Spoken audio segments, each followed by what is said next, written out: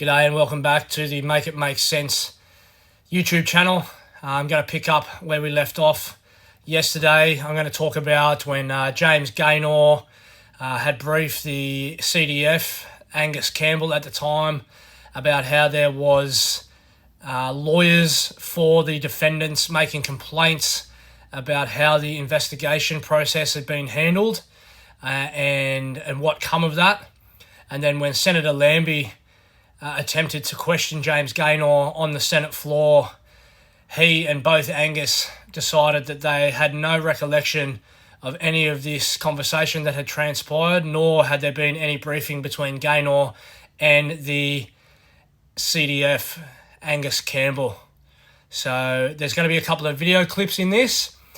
There will be no more throwing our diggers under the bus. When the War Crimes Investigation was formed, Major General Brereton ruled out investigating senior commanders. And the previous government said, oh, yes, sir, no worries. And what do you know, this government? And what do you know? This government is following suit. Let's be quite clear here. The senior commanders have not been examined through the hardcore legal lens they have put our diggers through. When the Chief of Defence was asked in estimates if his command accountability review was an investigation, he admitted that it was not. James Gaynor, Inspector General of the Australian Defence Force, knew there were concerns about how the Brereton Inquiry was conducted.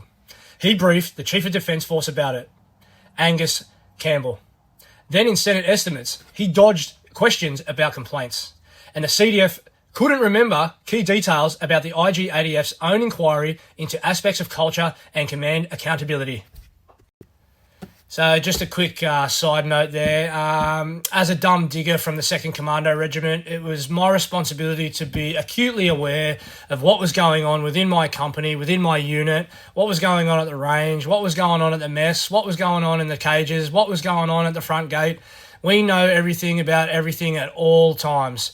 So for me to sit here and try to believe that Gaynor and Jacqui had no idea and he couldn't remember the conversation is just a total crock. This is what institutional self-protection looks like. On the 24th of May 2023, James Gaynor authored a noting brief to the CDF. It stated, IGADF message to potential witnesses to the Royal Commission into Defence and Veteran Suicide. To avoid potential interference with the Office of Special Investigators' work, my message warns witnesses against disclosing information from the Afghanistan inquiry. A lawyer raised concerns this would preclude their client from complaining to the Royal Commission about the inquiry's conduct. My office has assured the lawyer that this was not the intention. The Royal Commission Secretariat's assessment is that my message's wording does not need to be changed.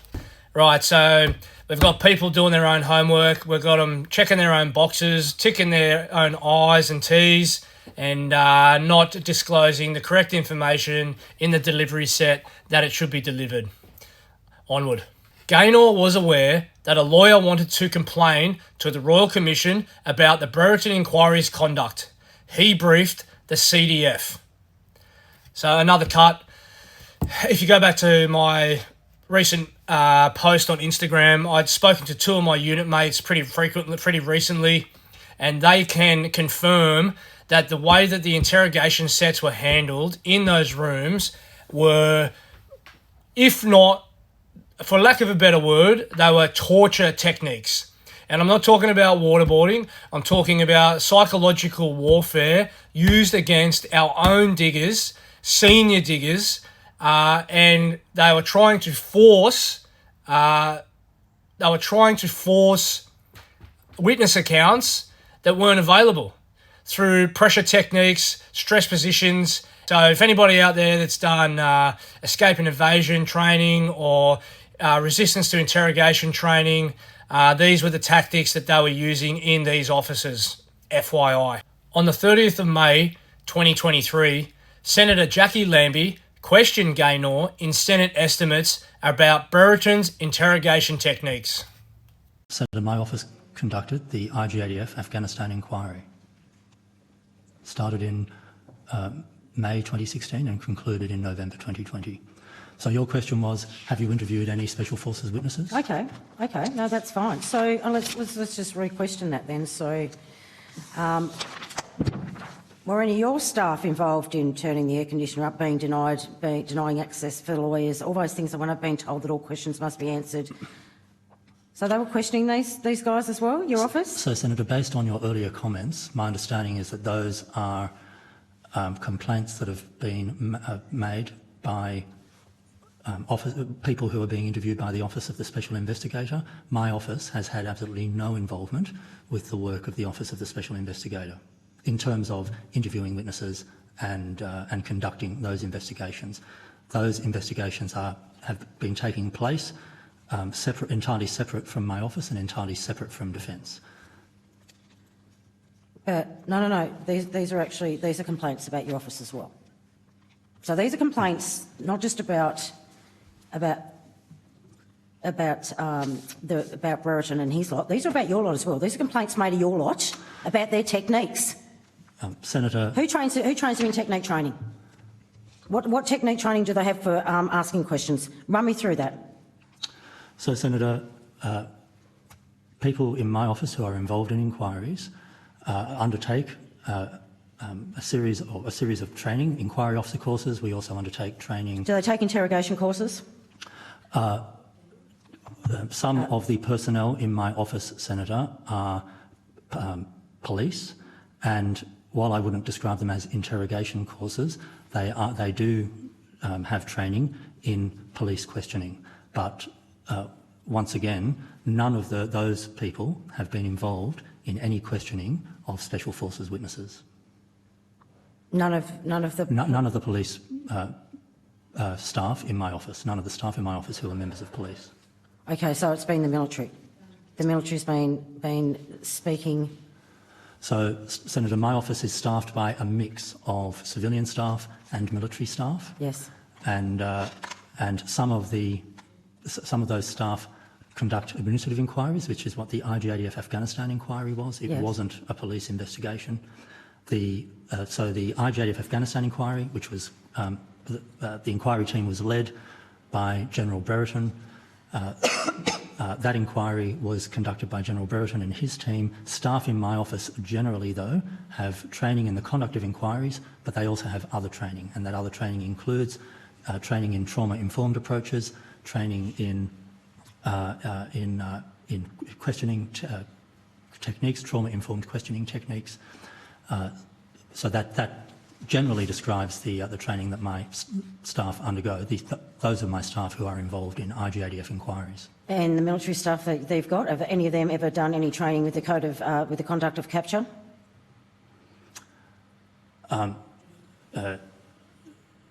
I'm unable to say what they may have done before joining my office, Okay, Senator, I'd like to know that would be resistance to interrogation. I want to know if they've been cross-trained in both the questioning in the proper techniques that you do normally and then interrogation, because now you've just crossed it over.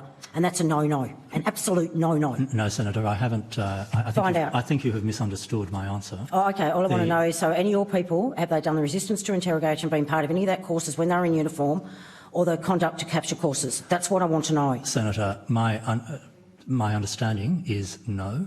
I do not believe that any of my staff have ever been involved in resistance to interrogation training, because that training is usually undertaken by, my understanding is that training is usually undertaken by members of intelligence corps, and none of my staff is from the intelligence. No, that's not how it works. I've had military police over there doing the same thing.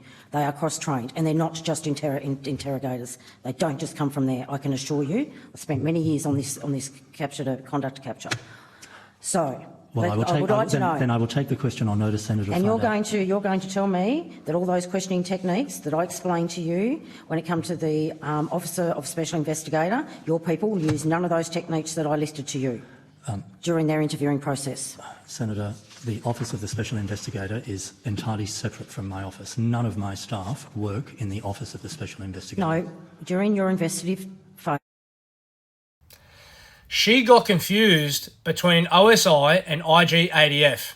Gaynor dodged the questions. He essentially denied knowledge of complaints altogether. That briefing to the CDF was only days earlier. about the interrogations, but something has got confused with the information that she's reading from, and Lambie got confused. Obviously, you can see that back and forward. And she kept saying that it was the OSI, but it wasn't the OSI. Yeah, so it can't be the Office of the Special Investigator. They were not allowed to do the interrogations like that, in that way. Otherwise, they'd be sacked. Lambie clearly says to Gaynor, I'm talking about Brereton. So Gaynor exploits the fact that she's confused, but eventually she says, did your office use these techniques? And he lies about it. It's pretty painful to watch, and it's even worse when I've had recent conversations about guys that have been through these investigations and what actually happened to them inside the room.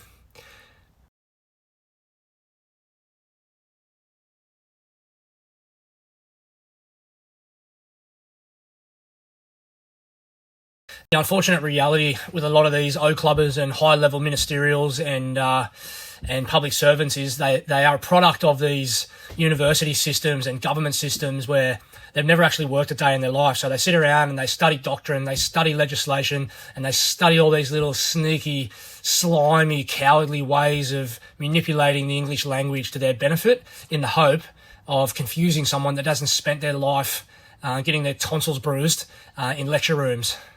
So good on Jacqui for trying. At least someone's got our back.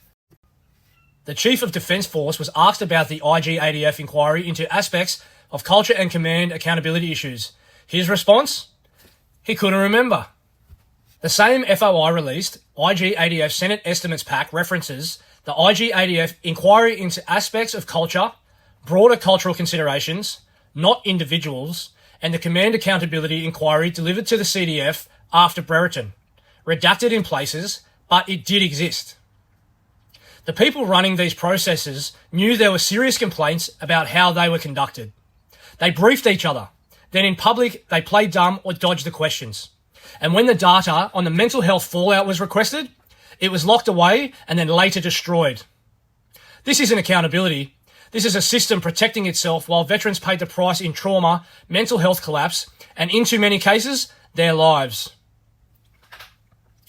Now, quick side note, I want to see, as dark and ghoulish as it is, if I can track down any of the 423 witnesses in this investigation who had suicidal ideology, who attempted to unalive themselves, or if anybody knows if any of the guys, unfortunate as it is, that did actually succeed with unaliving themselves, please direct them to me. I have something pretty explosive that we can explore if I can string one of those cases together. So let me know if you have any contacts with any of those dudes out there. So all the Gaynor and CDF stuff, I'll let you make up your own mind about that. Now I'm going to transition into episode 4, where it goes even deeper. Because the man who ran the Afghanistan inquiry, Paul Brereton, appears to have continued working with the IGADF after the inquiry officially concluded. In ways that may have breached the regulations governing judicial officers appointed as assistant IGADF. So that's a wrap. Tune in tomorrow for the next episode. I'd just like to say thanks to everybody tuning in and following along. If you could please like, share, and subscribe. It helps me out quite a lot. The algorithm does its own thing, but the more times my face is on people's screens, the more chance we have of bringing this house of cards down. So I really appreciate it, guys. And in true Make It Make Sense form, if you would like to hear more of the truth that the mainstream media won't tell you, follow along. Share this with the people that you care about. The fight continues. Make it make sense. Walls are shaking, ground is cold. Every secret will be told.